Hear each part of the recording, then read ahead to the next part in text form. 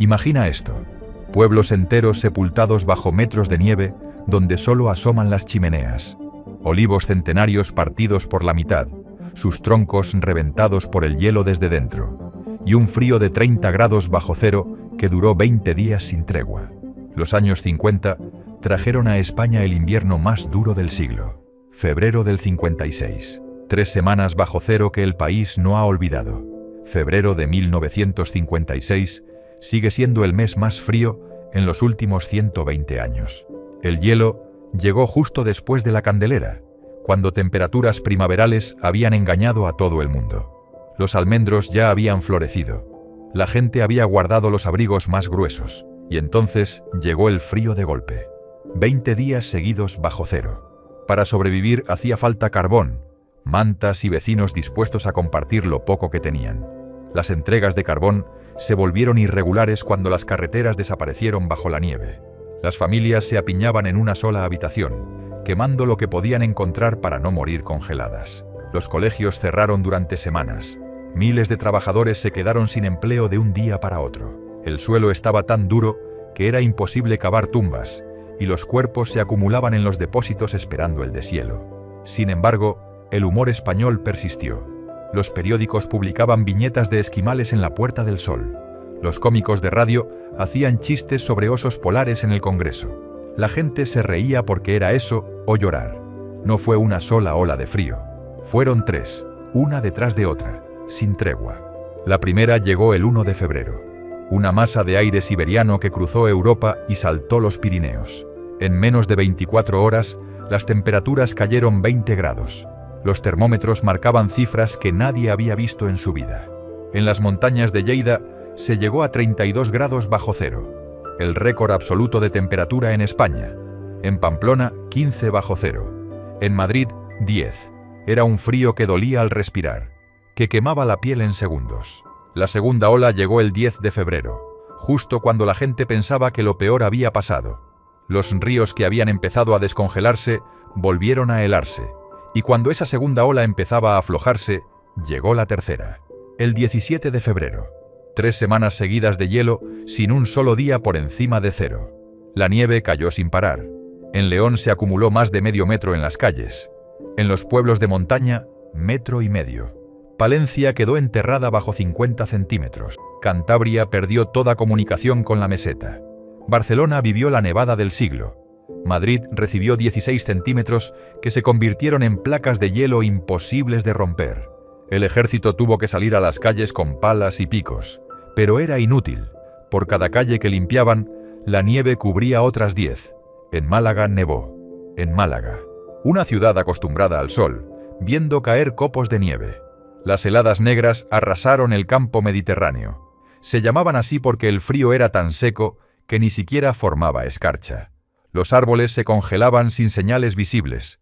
Los agricultores salían por la mañana y encontraban sus olivos partidos. En el Ampurdán, olivos de 500 años murieron en una sola noche. Los troncos reventaban desde dentro con un sonido seco, como un disparo. El frío golpeó a todos, pero no golpeó igual. En las ciudades había muros que cortaban el viento. En los pueblos, la nieve cubría casas enteras. Solo las chimeneas asomaban, y si dejabas de echar humo por esa chimenea, nadie sabía si seguías vivo ahí dentro. Los pueblos de León quedaron completamente aislados. El Nodo filmó escenas que parecían del Ártico. Trenes de socorro intentando llegar a pueblos donde hacía semanas que no entraba nadie. Ovejas muertas, congeladas, como estatuas de hielo. En Castilla, el problema no era tanto la nieve como el frío seco. Las tuberías reventaban. El agua de los pozos se congelaba. Los animales amanecían muertos en los corrales. Era un frío que se metía en los huesos. Madrid y Barcelona eran caos. Los mercados no recibían suministros. El pescado se pudría en los puertos. La carne escaseaba. Y el carbón se acababa. Las colas para el carbón daban la vuelta a las manzanas. Los precios se dispararon. En las chabolas de los cinturones industriales, la gente moría de frío. Construcciones de lata y cartón que no aislaban nada. Familias enteras apiñadas bajo mantas. Niños con sabañones tan graves que perdían dedos. Ancianos que se dormían y no despertaban. Los pisos de protección oficial, construidos a toda prisa, resultaron ser trampas de frío. paredes delgadas, ventanas mal ajustadas, sin aislamiento. Las familias se metían todas en una habitación. Vivían, comían, dormían en 10 o 15 metros cuadrados. La diferencia entre ricos y pobres se hizo visible como nunca. Los señoritos tenían chimeneas y despensas llenas. Los pobres tenían braseros que mataban por monóxido de carbono. El frío no discriminaba por ideas, discriminaba por clase. Renfe no estaba preparada. Las locomotoras diésel fallaban con el combustible congelado. Los raíles desaparecían bajo la nieve. Los cambios de agujas se bloqueaban con hielo. Los trenes simplemente no podían moverse. Los pasajeros quedaban atrapados. Trenes detenidos en medio de ninguna parte, sin calefacción, sin luz, sin comida. Horas que se convertían en días. Gente durmiendo en los asientos, acurrucados unos contra otros para compartir calor. Las carreteras estaban peor. Los camiones que intentaban circular se quedaban atascados. Las quitanieves eran escasas. Limpiar carreteras con palas era como vaciar el mar con un cubo. El ejército se movilizó, pero no era suficiente. El correo dejó de llegar.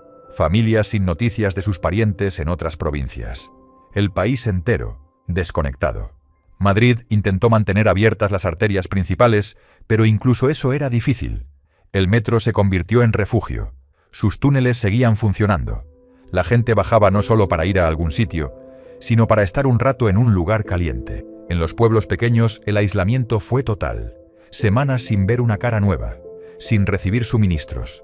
Los alcaldes racionaban la comida, compartían el carbón, pero el viento volvía a llenar cada sendero que abrían. Los puertos del norte quedaron bloqueados. Barajas cerró. España quedó sin conexión aérea con el exterior. Los olivos del Ampurdán habían estado ahí durante siglos, algunos desde la época romana. El frío los mató en una noche. La savia se congeló dentro de los troncos. Los árboles reventaron desde dentro. Por la mañana, los agricultores encontraron sus olivares destrozados. Miles de olivos perdidos en esas pocas semanas. Los naranjos de Valencia corrieron la misma suerte. Las heladas negras los quemaron. Todas las hojas cayeron. Los frutos se pudrieron en las ramas. La cosecha se perdió por completo. Y no era solo esa cosecha. Los árboles tardaban años en recuperarse. Muchas familias se arruinaron. Las ovejas sufrieron horrores.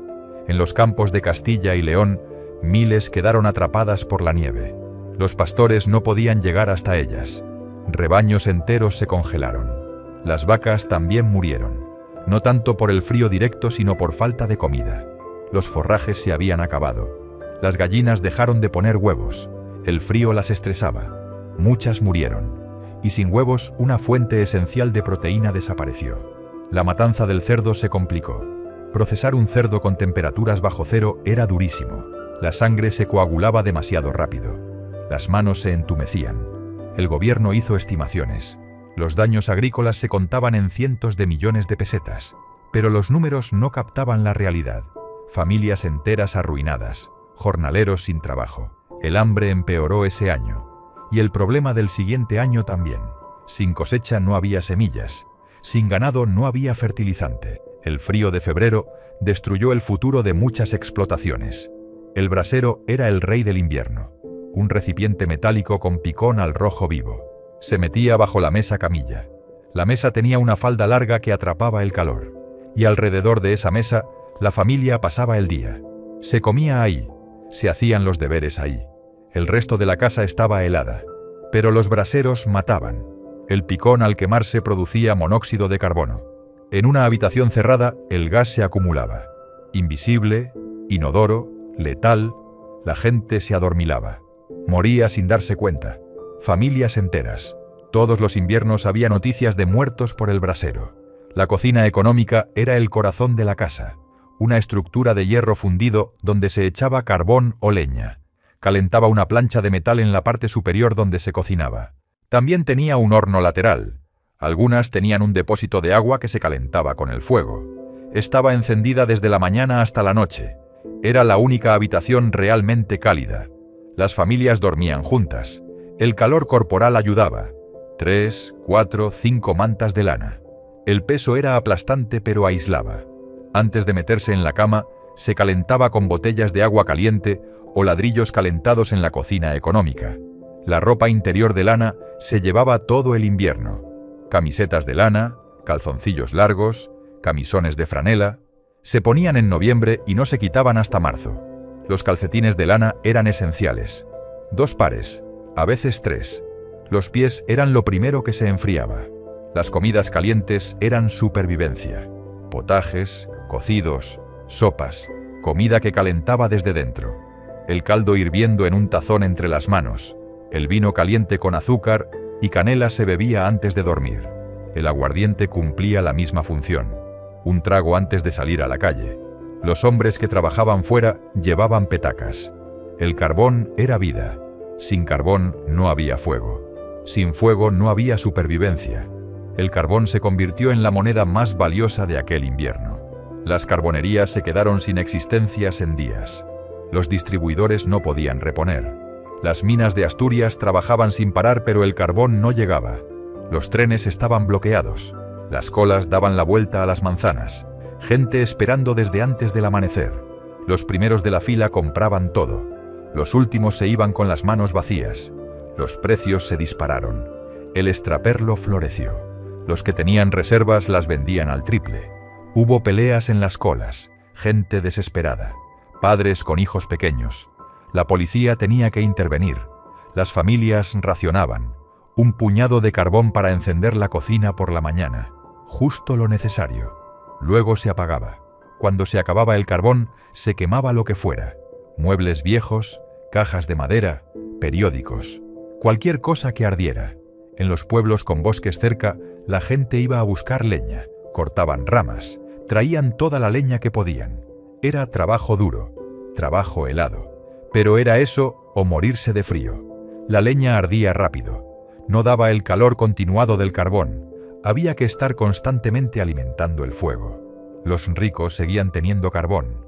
Tenían almacenes llenos. Podían pagar los precios del mercado negro. La desigualdad se hacía visible en el humo. Las casas con chimeneas humeantes eran las casas con dinero. Las casas sin humo eran las casas de los pobres. El carbón se convirtió en moneda de cambio. Se pagaban favores con carbón. Un saco de carbón valía más que un día de trabajo, más que 1 kilo de pan, más que casi cualquier cosa. El régimen de Franco controló la información desde el primer momento. El Nodo mostró imágenes del frío con un tono oficial. Soldados limpiando nieve. Camiones del ejército llevando suministros. El mensaje: el gobierno está actuando. Todo está bajo control. La realidad era otra. El ejército se movilizó. Soldados con palas limpiando carreteras. Hicieron lo que pudieron. Pero la ayuda militar no llegaba a todos. Llegaba primero a las carreteras principales. A las ciudades grandes. Los pueblos pequeños tuvieron que esperar. La sección femenina organizó reparto de alimentos y carbón. Pero la ayuda tenía criterios. Se ayudaba a las familias decentes, a las que iban a misa. Los familiares de republicanos se quedaban sin ayuda o con mucha menos. La caridad del régimen era selectiva. La iglesia fue más efectiva. Las parroquias conocían a su gente. Los curas organizaban repartos. Cáritas trabajó sin parar. Visitaban enfermos. Organizaban comedores comunitarios. Sopa caliente para quien la necesitara. Las monjas cocinaban grandes ollas de cocido. Compartían lo poco que tenían. Pero la verdadera ayuda vino de los vecinos. Del zapatero que compartía su carbón con la viuda del piso de al lado, de la tendera que daba fiado a quien no podía pagar, del vecino joven que iba a por leña para el anciano. Esa solidaridad espontánea salvó vidas. En los pueblos pequeños, donde todos se conocían, se organizaban sin órdenes oficiales. Los que tenían más ayudaban a los que tenían menos. Se compartían recursos. Nadie se quedaba solo. En las ciudades, comunidades de vecinos organizaban turnos para limpiar el portal, para ayudar a los ancianos. La adversidad creaba vínculos. El régimen se atribuyó todo el mérito después. Franco visitando pueblos afectados. El mensaje: el régimen os salvó. En realidad, la gente se salvó sola, con ayuda de vecinos y de la iglesia más que del gobierno. Febrero del 56 quedó grabado para siempre. Los abuelos todavía cuentan cómo caminaban kilómetros bajo la nieve, cómo cosían bajo mantas porque el resto de la casa estaba helada, cómo sobrevivieron. En los pueblos, las fechas se miden por aquel invierno. Eso fue antes del año del frío. Eso pasó después del año que se murieron los olivos. Los olivos del Ampurdán nunca volvieron. Donde antes había olivares centenarios, quedaron campos vacíos. Otros abandonaron la agricultura. Se fueron a trabajar a las fábricas. Y años después, cuando llegó el turismo, esas tierras se llenaron de hoteles. La memoria del frío se transmitió en consejos. No te fíes de enero cálido. Guarda siempre carbón de reserva. Nunca duermas con el brasero encendido. Lecciones aprendidas con vidas perdidas. Los inviernos de los años 50 mataron a cientos y devastaron la economía. Pero también mostraron que la gente sabía aguantar y sabía ayudarse. Aquel febrero no se olvidó nunca. Si tus abuelos o padres vivieron este invierno, déjanos un comentario contando su historia. Y si quieres seguir aprendiendo sobre la historia de España, te invitamos a ver alguno de los vídeos que aparecen por pantalla. Un abrazo.